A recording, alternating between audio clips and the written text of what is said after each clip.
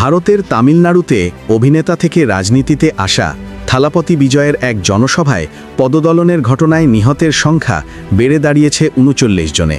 আহত হয়েছেন আরও অন্তত ৪৬ জন। হতাহতদের মধ্যে নারী ও শিশু উভয়ই রয়েছে। নিহতদের মধ্যে ১৭ জন নারী এবং ৮ শিশু থাকার খবর নিশ্চিত করেছে পুলিশ। কারুর জেলার বেলুসামাইপুরামে শনিবার রাতে এই দুর্ঘটনা ঘটে। থালাপতি বিজয়ের দল তামিলাগা ভেত্রী কাজাগামের আয়োজিত জনসভায় বিপুল সংখ্যক মানুষের সমাগম হয়।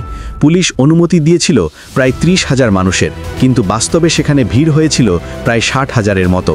সমাবেশস্থলে অতিরিক্ত ভিড় সামলানো সম্ভব হয়নি, আর সেখান থেকেই শুরু হয় বিশৃঙ্খলা।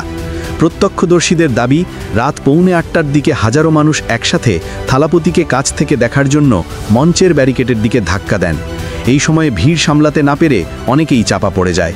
এক পর্যায়ে থালাপতি বিজয় নিজেই বক্তব্য বন্ধ করতে বাধ্য হন।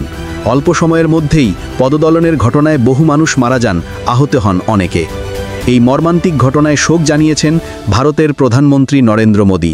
পাশাপাশি তামিলনাড়ুর মুখ্যমন্ত্রী এম.কে. স্টালিন নিহতদের পরিবারকে 10 লাখ এবং আহতদের 1 লাখ রুপি করে ক্ষতিপূরণের ঘোষণা দিয়েছেন। বিজয়ও নিজের পক্ষ থেকে শোক ও সমবেদনা প্রকাশ করেছেন। হতাহতদের স্বজনরা শোকে মুহ্যমান। একজন জানান, তার 2 সন্তানও সেই ভিড়ের মধ্যে ছিল। একজন মারা গেছে, আরেকজন এখনও নিখোঁজ। তার আত্মীয় আইসিইউতে জীবন মৃত্যুর লড়াই করছে। তামিল সিনেমার অন্যতম জনপ্রিয় তারকা থালাপতি বিজয় 2024 সালে দল গঠনের পর থেকেই রাজনীতিতে সরব। তার সমাবেশ মানেই জনসমুদ্রে পরিণত হওয়া। তবে এটি প্রথম পদদলনের ঘটনা নয়। গত বছর দলের প্রথম সমাবেশেও অন্তত 6 জন নিহত হয়েছিল, কিন্তু এবারের ঘটনা সবকিছুকে ছাড়িয়ে গেছে।